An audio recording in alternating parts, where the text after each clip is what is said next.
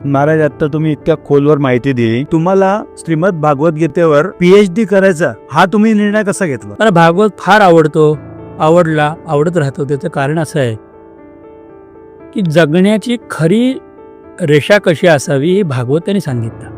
मी तुम्हाला थोडंसं उदाहरण सांगतो आधी, की पाणी म्हणजे जीवन आहे. आणि पाणी जे आहे ना, की असं खाली खाली उताराकडे वाहत जातं.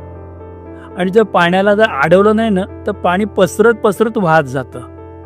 पण तेच जर पाणी एखाद्या ट्यूबमधनं पाईपमधनं जर आलं ना, तर ते चढायला सुद्धा वरती चढतं.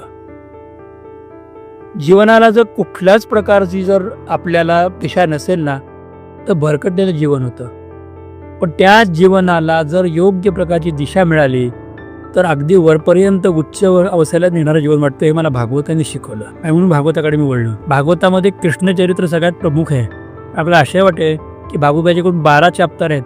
12 चॅप्टरपैकी 9 चॅप्टरपर्यंत कृष्णांचं बाहेरून वर्णन आहे आणि 10व्या चॅप्टरमध्ये भगवान श्रीकृष्णांचं खरं वर्णन येतं, बाललील्यापासून संपूर्ण चरित्र. आणि 11व्या चॅप्टरमध्ये याला स्कंद म्हणतात. 11व्या स्कंदामध्ये भगवंतांनी सांगितलेलं परमतत्वज्ञान याला योगेश्वर श्रीकृष्ण म्हणतात. जितका मुरली वाजवणारा, लोणी खाणारा, गोपिकांची चेष्टा करणारा, कडेवरती बसणारा कृष्ण जेवढा प्रिय आहे, त्यापेक्षा एक बोट उंच करून मी तुम्हाला सांगतो ते समजून घ्या सांगणारा कृष्ण जास्त श्रेष्ठ आहे.